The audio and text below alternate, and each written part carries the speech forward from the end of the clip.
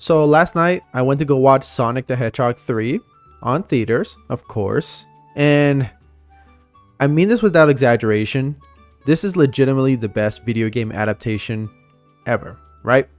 So before I talk about this, I'm going to do kind of like a spoiler-free review. I'm going to not discuss a lot of spoilers, at least in the first half of this video. But in the second half, I'm going to let you guys know ahead of time whether it's going to be a spoiler type of, just for spoilers basically. So if you're gonna watch the movie, just watch this first half.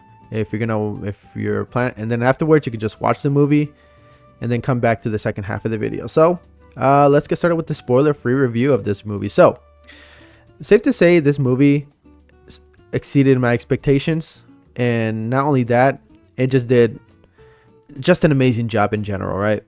And usually when it comes to video game adaptations, it's a very delicate thing to do. Video game adaptations have a reputation for being generally bad, and that's really the fault of the higher ups and stuff like that, who really have no understanding of video games and stuff like that in general, or at the very least lack the knowledge of the source material. So whenever a new video game adaptation gets made, it's usually one of two things. It's either going to do really bad, or it's going to shut down a company, or it could be completely mid. It was one or the other, right? People point out to the Resident Evil series, people point out to the Tomb Raider and stuff like that. Like, some of those ones are like clear cut. But recently, in the past years, we've had amazing video game adaptations, made.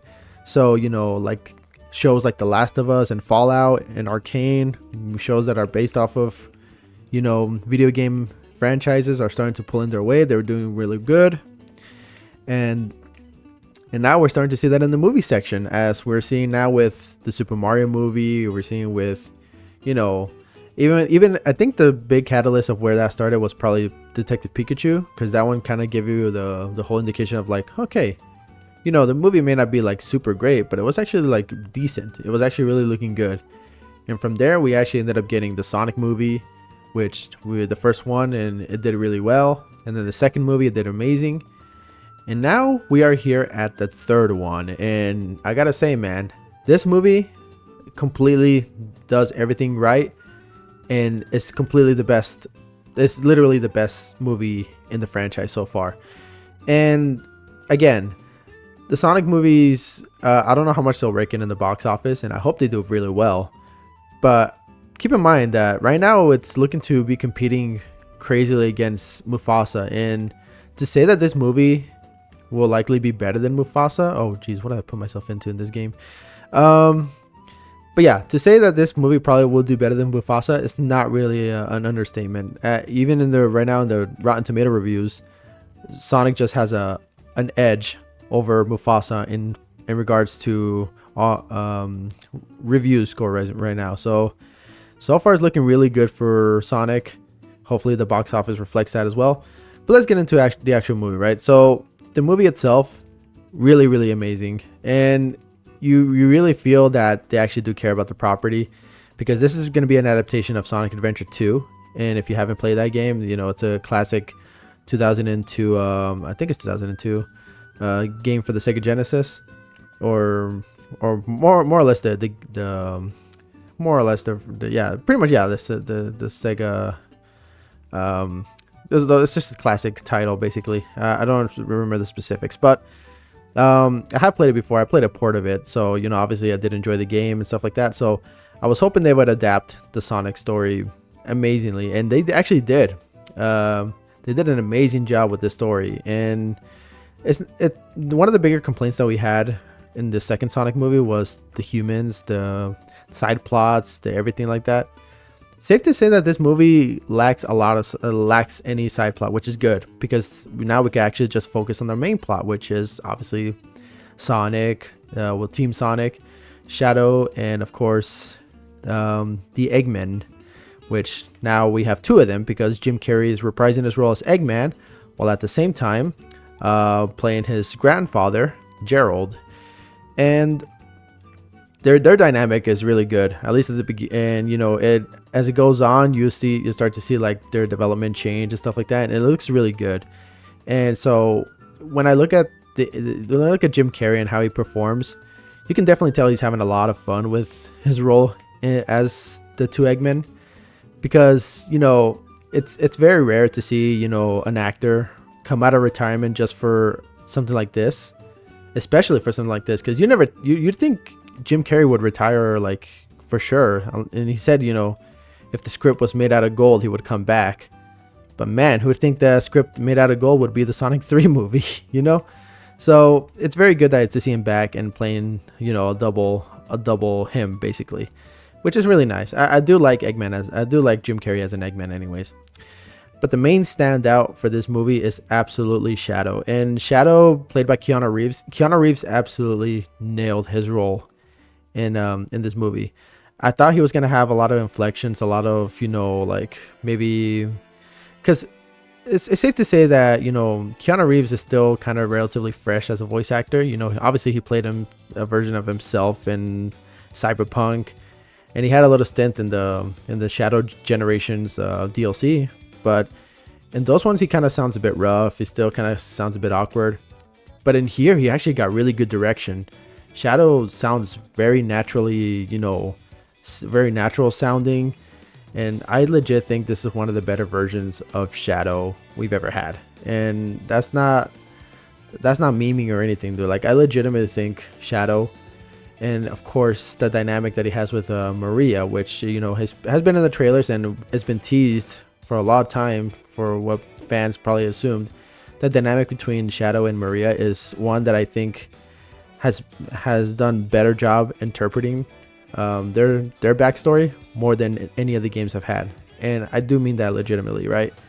Because whereas the Shadow games and everything like that have discussed Maria's past, obviously in a tragic way, we never got the full-on animatic or like full-on details as to what they were doing on the Ark when they were studying and everything, or when they were living there. But this one gives us a more intricate, more personalized, look into their lives before everything just turned into poopy doodle. And that really hits harder when you see why Shadow goes on the rampage the way he does. So you'll realize, as you watch the movie, just how good the interpretation was for this one. They actually took care of a lot of stuff when it comes to the relationship between Maria and Shadow. The trio, Sonic, Tails, Knuckles, they were really good. They're the best they've been literally in the last two movies, obviously. That goes without saying. Tails, I've enjoyed him a lot more as it goes on. They actually wrote him a bit more better. So clearly he has better direction, better storylines. He's definitely more helpful, definitely more, he's definitely less of the guy who hypes up Sonic a lot. Now he's just like the kid who will be like, okay, come on, we gotta calm down, we gotta make sure we have our heads in this, right? So he's literally like level-headed, which is really nice. Knuckles, of course, is the most hilarious one of the trio, I think. Believe me, Sonic can be pretty funny at times, but Knuckles is just like that kind of funny character that you always enjoy a lot in these movies. So safe to say that Knuckles, Idris Elba completely does a good enough job with a great job actually with Knuckles, because honestly he is one of the better part of the trio, man. He's so funny, and when he can get serious, he can get serious too, man. He's really good. The last thing I want to talk about, well, the last two things I want to talk about, well, not in detail, but for now, for this spoiler-free review, I just gotta say the last 30 minutes of this movie is literally crazy. It's very insane. The action set pieces are so amazing.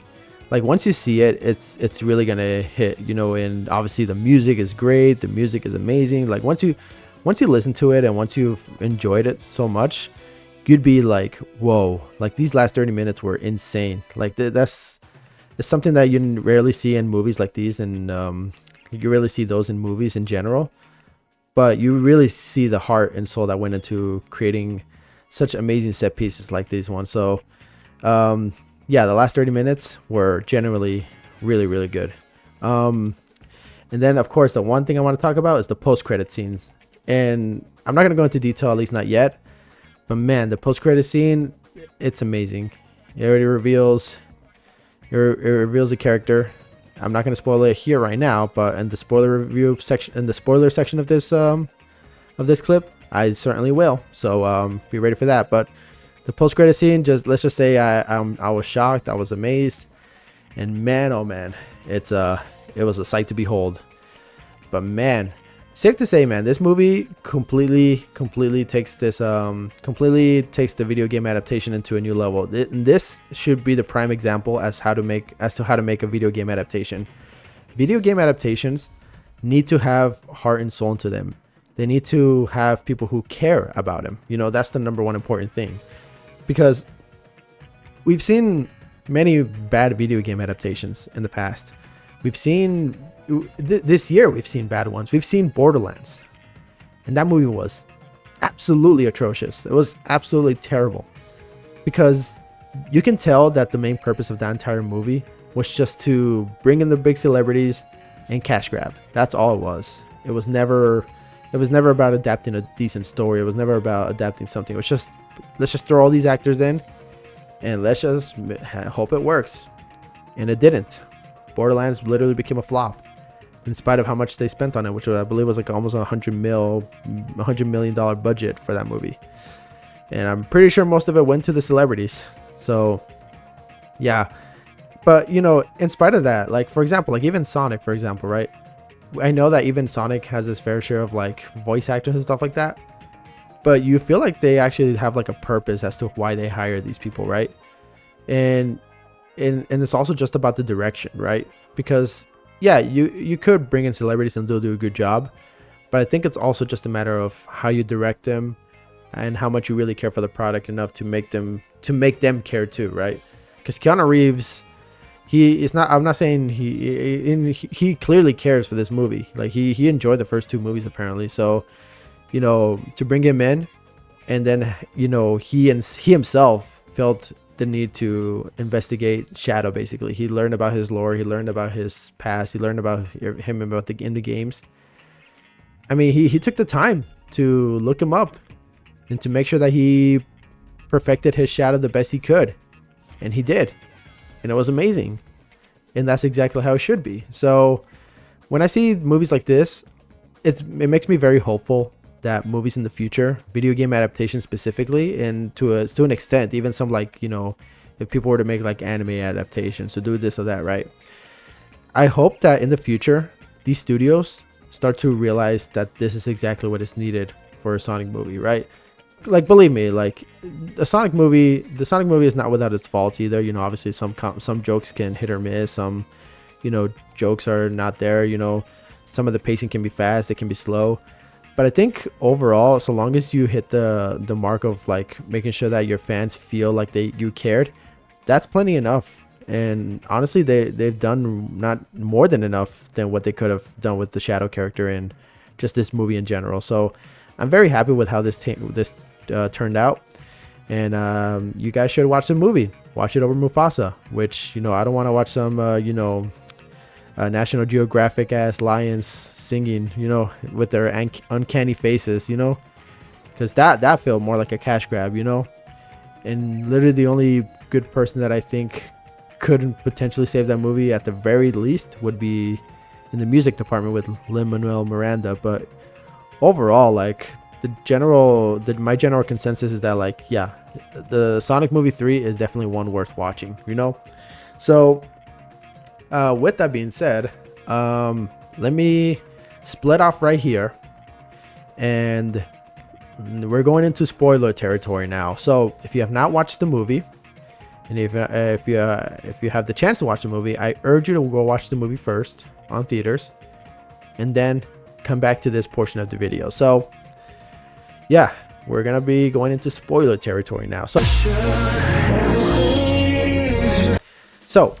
as I mentioned, the Sonic movie takes place after the events of Sonic 2, of course, and it's very clear how they established Shadow immediately. And Shadow was established like early on as a threat. Like, this bro just woke up and chose violence. This dude woke up, took out all the gun soldiers, and now he's on his way to see what the heck's going on. Where is he? What is he doing? And when he finds out that he's been asleep for 50 years, it kind of brings him us to like, oh God, like what am I brought myself into?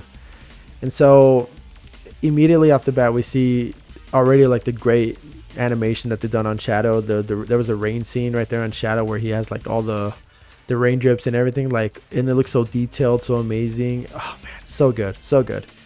And of course they call in Sonic to go stop Shadow, and they call in the Team Sonic, and they get their butts whooped.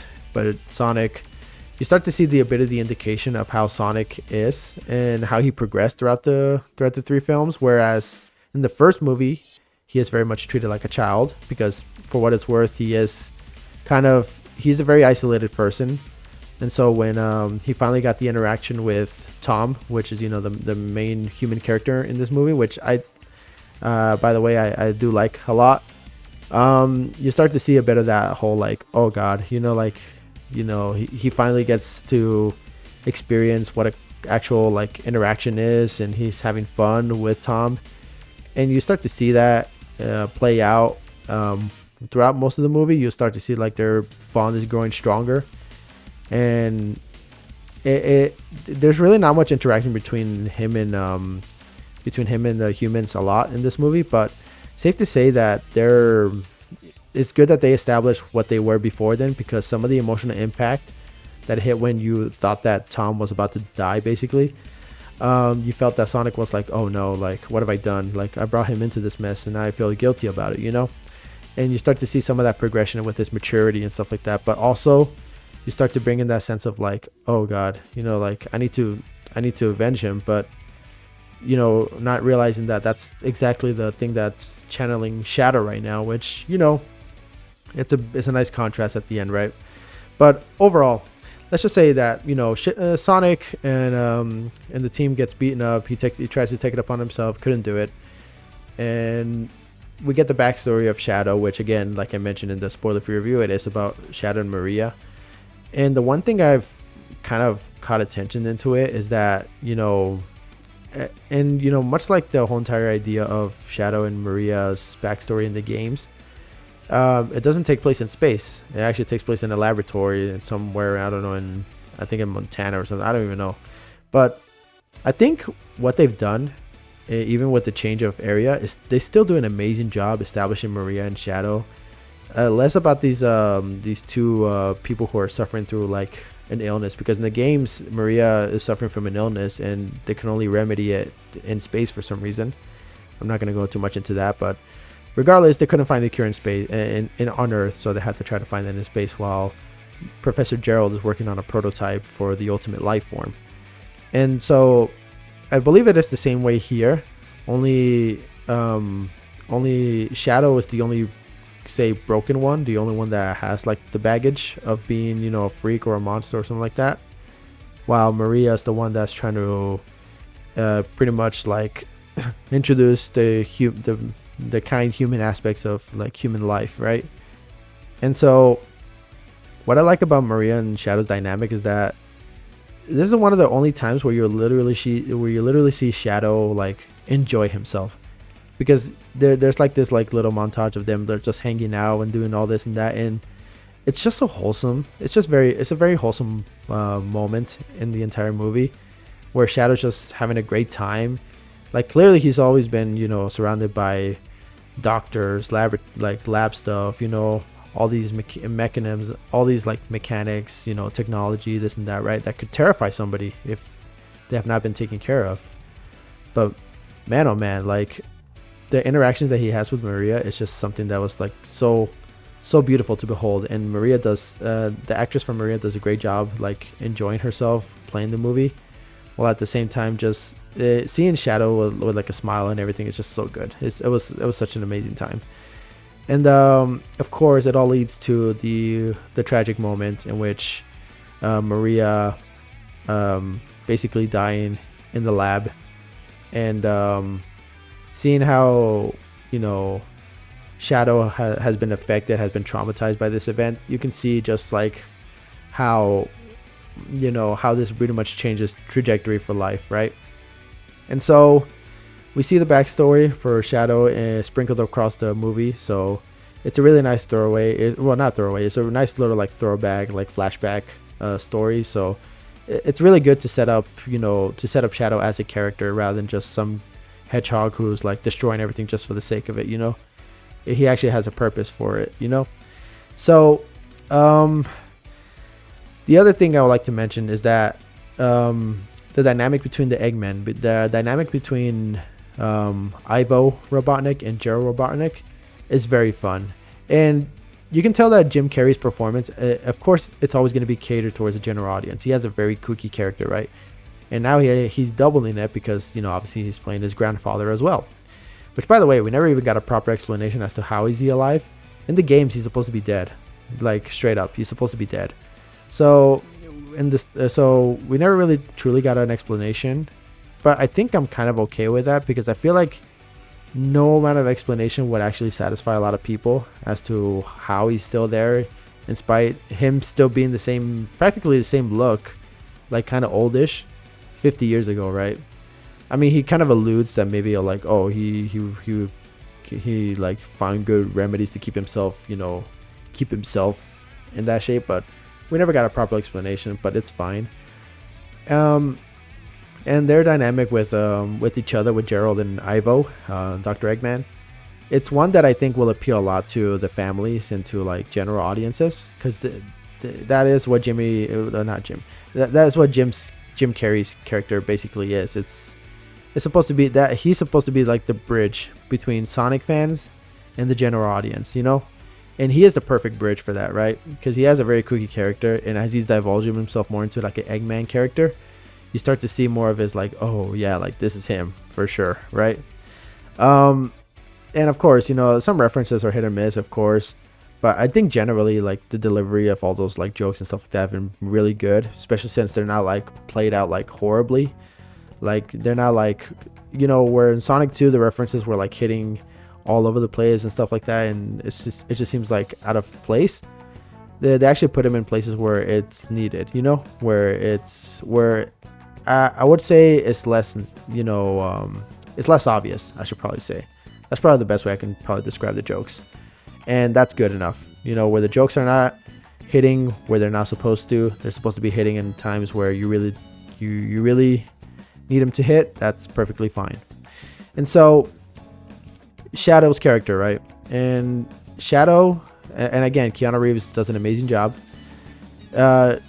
Shadow is such, he still has that bit of edge to him, right? And you start to see, a little bit of that into like, you start to see more of him as a broken character rather than just, some edgy guy, where you look at Shadow the Hedgehog in the games, especially in the 2005 video game, right? Where this dude just had the edge. He had the edge to him, right? But keep in mind, this is him without knowing, about his backstory with Maria, because he didn't have his memories, at least at that moment. So as he recovers his memories and starting to figure out what's going on, that's when he starts to be like, oh God, like this, just compassionate and stuff like that, whatever, right? But in the movies, we see less of an edgy character and more of a broken hedgehog, a broken person, where, you see that he's had that tragic incident with Maria, where Maria lost his life. Both Gerald and both Gerald Robotnik and Shadow are both heartbroken, and that basically changes their trajectory for life.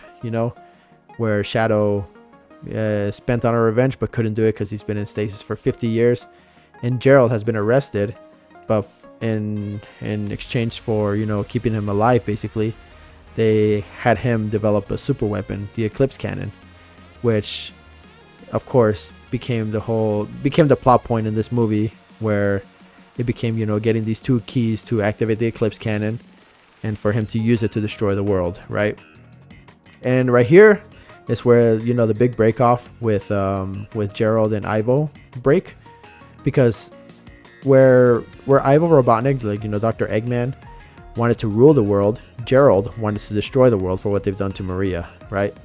And you had the sense of like, okay, they wanted to family bond, but you can clearly see that Gerald is like kind of like manipulating him to do a certain thing or doing certain things, right? But once that moment hits, it feels like oh wow, like And especially there's a moment in the movie where Gerald was like talking about like, you know, where Ivo, because he was talking, because he never had a family before, so that's what he was telling him, like, you know, we were family, we were supposed to be connected. But the one line that really hits hard, and Jim Carrey delivered this line so well, is you're no Maria. And dude, when he said that line, I felt like, whoa, I felt like an insane amount of like, I felt a huge energy spike, and like, whoa, like, man, that hit hard, because that's when you really start to see, you know, where Gerald's like, you know, true ambitions lie. And man, oh man, when I tell you that kind of breaks, you know, like kind of Eggman into, you know, confronting his grandfather for the first time, you know, or at least leading up to the final climax of the movie. Oh man, it's very impactful, I gotta say. And now we're going into the final 30 minutes of this movie, right? We're gonna head into the final 30 minutes where it's legit a Dragon Ball movie. And the reason I say that is because the set pieces are amazing, the fighting is intense, and of course we get reintroduced, and big spoiler, of course, we get introduced to both Super Sonic and Super Shadow. And man, oh man, the fight was intense. And the fight was amazing. It was really good. Okay, man, why'd you have to pause for me, bro? Now I'm just gonna stay. I was gonna pause right there, but nope, I'm staying. I'm staying for the long run. But yeah, like, no, the fight was intense. The fight was amazing. It's honestly just a joy to watch. And man, oh man, the fight and everything, oh, so good, so good. And I think what's even more impressive is how even in the middle of the battle they can still have those conversations, you know, a little bit. They do sprinkle in some conversation, but you start to see, like, you know, the anger in Sonic's face, you know, where he feels the need to destroy this guy because he hurt his friend. He hurt his father, basically, because Tom is supposed to be like his, basically kind of like his stepfather, you know.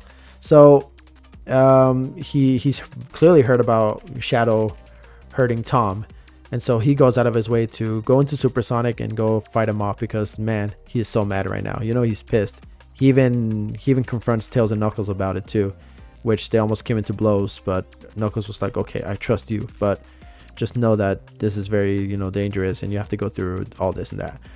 But yeah, like, in the final fight between Sonic and Shadow, so good.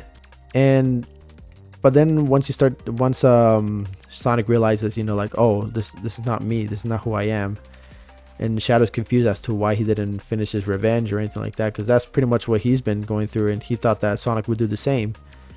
He just felt the need, like, you know, like, oh wait, but this is not the right choice, because obviously there are some right choices in life, right? But clearly this is not the right one, right? Because this movie's all about choices, right? And so when Shadow discovers that, and he remembers what Maria, you know, and him talked about during their times on Earth, you see that he has like a bit of a change of heart. He starts to realize the error in his ways. He's like, Maria wouldn't want this. This is not what I want. And then of course, once they see that the Eclipse Cannon is about to fire, because Gerald started it, Sonic and Shadow are like, okay, this is the moment, right? This is the moment. And so they fight together. Live and Learn plays. Oh man, so good. When Live and Learn plays, oh my lord, I was practically creaming, bro. But anyways, we start to see the final confrontation. We start to see everything play into the role. And of course, you know, I'm gonna kind of minimize it a little bit here, but overall, like, they completely do a great job of just minimizing it, you know, like, well, I'm gonna minimize it rather, sorry, but they finish the job. They do they do the whole thing, and you know, it all leads to a final climax in which seemingly Shadow and Robotnik save the world. Basically, they're the ones that save the world, and it's insane. And so we got left with, you know, with Shadow and Robotnik's future in doubt, especially Eggman. But yeah, I guess we'll just have to wait and see. But Now let's kind of get into the, and now that I'm thinking about it, I think I'm going to split this into 2 videos actually. And let me just say right here for the post-credit scenes, right? The fact that they added Metal Sonic into this was already shocking enough, right? But then we got the insane reveal that Amy Rose is coming into the Sonic universe, which caught me by surprise. I had 2 expectations, right? Because people were like generally going crazy as to what the character was going to be, and I thought for sure, right, it was either going to be Metal Sonic, it was going to be Silver. And I know that people are like, Silver doesn't really make much sense. I just felt like, I guess narratively, or at least like structurally how they were doing this, I thought that because they introduced obviously like big characters like Shadow, you know, Knuckles and Tails and stuff like that, right? And I thought they were gonna go like the 3 main Hedgehog kind of like troop, right? Where Silver comes in and he's about to like bring in a whole new element into the Sonic franchise. But when it was Amy, I was legit excited. I was still excited about it because Amy is still a really good character to bring into the Sonic universe. Mind you, in the more earlier versions of Amy, she is just this like, you know, Sonic obsessed person, like a Sonic obsessed, you know, hedgehog who just like will do anything for Sonic and stuff like that, right? And you know, that part of it could be kind of cringe, you know, in some cases, but like I feel like the more recent interpretations of Amy have actually made her into such a good character, and she actually has like, you know, good she actually has good story arcs and stuff like that, which is really good. And I feel like the movie is going to do her justice, especially now that we don't exactly know what her story is going to be behind her appearance. We'll just have to wait and see. But I think for what it's worth, it's looking really, really good. And I'm hoping that in the future they actually do well with this. And maybe they'll introduce more future characters in like spin-offs or something like that, right?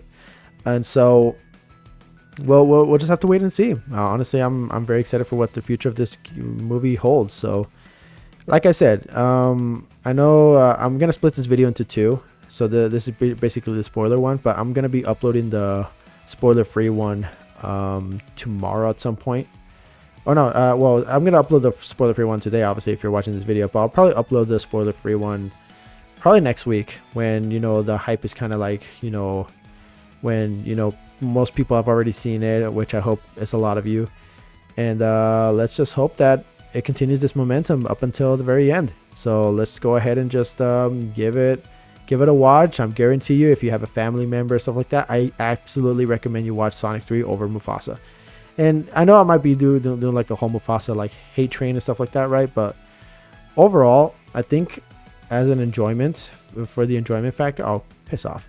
As an enjoyment factor for this movie, I generally think that kids will enjoy Sonic more than they do Mufasa, more than they do Lions, right? So if you are gonna watch a movie for this for your holiday season, for kids to enjoy, and I guess even for family members to enjoy, definitely watch Sonic Movie 3. I definitely recommend you that. So let me just go ahead and sign off. Hope you guys enjoyed this video. Make sure to leave a like, comment, and subscribe. Let me know what you think of the movie, or if you're gonna watch the movie. And yeah, I'll see you guys next video. See ya.